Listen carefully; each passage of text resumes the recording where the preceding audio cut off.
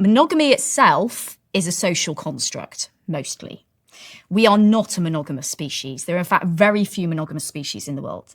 Maybe, I think I read a book the other day that says something like 0.002% of the animals on this planet are monogamous.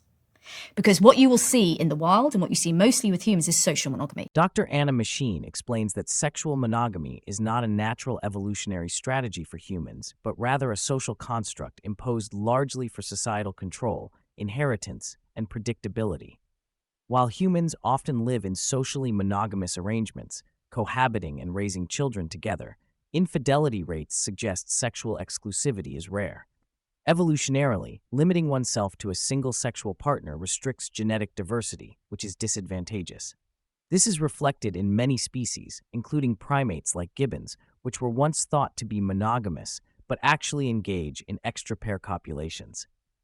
The imposition of monogamy in human societies is tied to cultural, religious, and legal frameworks, especially in Western contexts, and is not necessarily aligned with our biological drives. Polyamory and open relationships, while socially stigmatized, may more closely reflect ancestral human mating behaviors. This understanding challenges the traditional narratives around relationships and highlights the complexity of human mating systems. We know that young people who grow up without that input, the risks of having negative outcomes is much higher without having a male role model or some male role models in your life. We know that they are much more likely to display antisocial behavior. They are much more likely to turn to crime. They are much more likely to have addiction issues. They're much more likely to have mental health issues. Dr. Machin emphasizes that fathers, broadly defined as any male caregiver or father figure, play a fundamental role in child development that is distinct from mothers. Fathers contribute to social development, emotional regulation, and resilience through unique behaviors such as rough-and-tumble play, which fosters reciprocity, empathy, and risk assessment.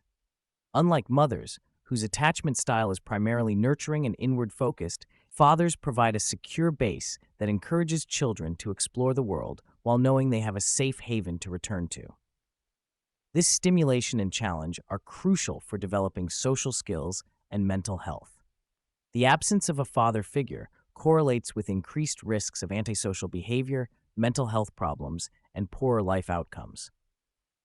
Importantly, the role of the father is culturally flexible but biologically significant, with hormonal and brain changes in men supporting caregiving behaviors.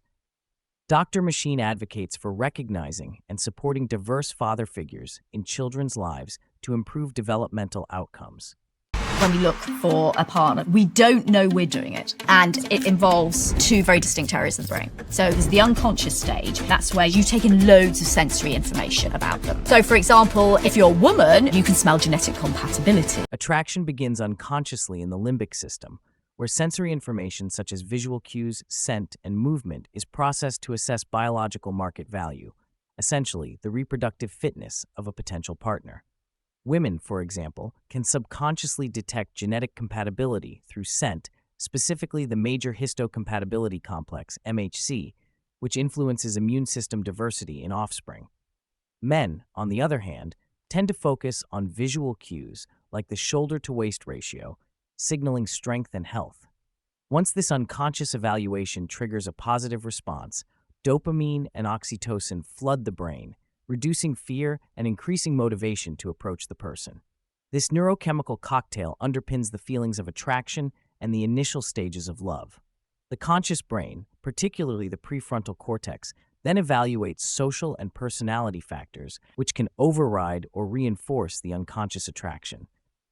This dual process explains why initial chemistry can be altered by conversation and social interaction. In romantic relationships, there are 4 types of attachment relationship, and we place you in one of those sectors based upon 2 different factors. The first is how anxious you are about abandonment. Okay, that's the first one. We ask you lots of questions to work out how anxious you are about that. The second one is how much you want to maintain proximity. Attachment styles, formed early in life, profoundly influence adult romantic relationships. Dr. Machin outlines 4 main attachment styles: secure, preoccupied, anxious, fearful avoidant, and dismissing avoidant. Secure individuals are comfortable with intimacy and independence, while preoccupied individuals are anxious and clingy. Fearful avoidants desire closeness but fear abandonment and thus avoid intimacy, and dismissing avoidants are emotionally distant and self-reliant. These styles exist on a spectrum and can change over time, especially through relationships that provide corrective emotional experiences. Understanding one's own and a partner's attachment style can improve empathy and communication, helping to navigate conflicts and emotional needs. Modern societal changes, including increased individualism and digital communication, may be contributing to more avoidant behaviors and difficulties with intimacy. The neuroscience and genetics of love are very like the neuroscience and genetics of neurodiversity. So the chemistry that underpins love is also implicated in neurodiversity. Some of the areas of the brain which are activated in love are also involved in neurodiversity. Dr. Machin highlights significant overlaps between the neurochemistry of love and neurodiversity conditions such as ADHD and autism. Neurodiverse individuals often experience differences in executive function, emotional regulation, sensory processing, and social cognition, which can complicate forming and maintaining romantic relationships. For example, people with ADHD may be more impulsive and novelty-seeking, leading to challenges with long-term commitment and increased risk-taking behaviors. Autistic individuals may experience sensory sensitivities and social communication differences that affect attraction and intimacy. Masking, adapting behavior to fit neurotypical norms, adds stress and can hinder authentic connection. These factors contribute to higher rates of relationship difficulties and vulnerability to abusive dynamics among neurodiverse populations.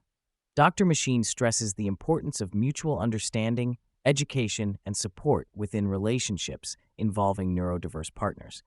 The most studied, and I think probably the most significant, is the drop in testosterone that occurs when you become a father. So you will have already experienced a drop in testosterone because you're in a long-term relationship. No, I haven't. Yes, you have.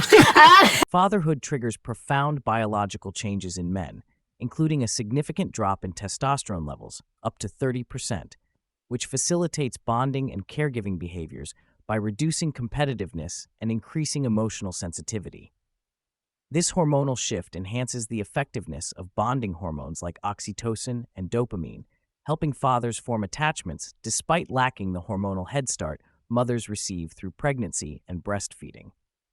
Other hormones such as prolactin and vasopressin also rise, supporting nurturing and protective behaviors. These changes are evolutionarily adaptive, promoting paternal investment in offspring survival.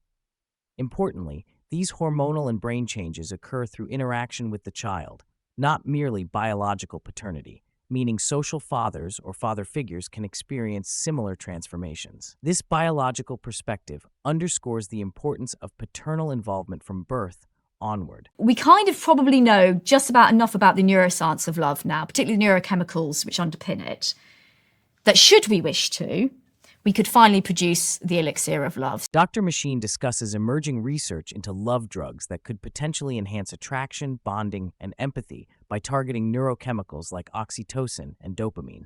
Synthetic oxytocin, administered nasally, can increase sociability and reduce fear, but genetic differences cause it to have adverse effects in some individuals, such as increased in-group bias or racism. MDMA, ecstasy, shows promise in enhancing empathy and is being trialed in marriage therapy to help couples reconnect emotionally. However, ethical concerns abound, including the risk of manipulation, dependency, and the authenticity of chemically induced love. Questions about consent, long-term effects, and societal impact remain unresolved. Dr. Machin urges caution and open dialogue about the implications of such technologies before they become widespread. What scares me about it is that person talking to you there, your brain at the moment, because we haven't advanced enough in AI, and maybe we will, knows that's not human. And because it knows it's not human, it's not releasing any of the positive chemicals that come with social interaction in your brain. The conversation turns to the influence of digital communication and AI on intimate human relationships. While AI chatbots and virtual assistants can provide social interaction benefits, especially for people with social anxiety or autism, they lack the biological and emotional complexity of human relationships. Human bonding involves biobehavioral synchrony, physiological and neurological alignment between partners that AI cannot replicate due to the absence of a living, wet brain and body.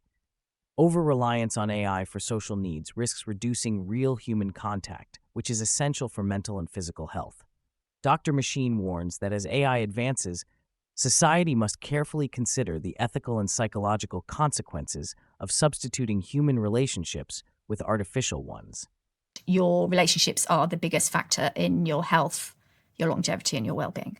And the reason why I want to emphasize that is because in a world of digital communication, we have become much less good at nurturing our relationships, much less good at inputting into our relationships, maintaining our relationships in the way they should be maintained, which is in person. And that has consequences for our health. Dr. Machin highlights that close, nurturing relationships are the most significant predictors of health, longevity, and well-being, surpassing traditional health factors like diet, exercise, and smoking. The quality and maintenance of social bonds influence mental health, immune function, and recovery from illness.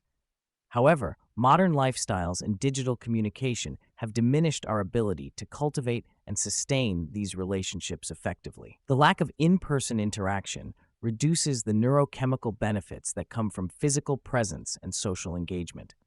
This decline in relational quality poses risks to public health, emphasizing the need to prioritize and invest time in meaningful human connections.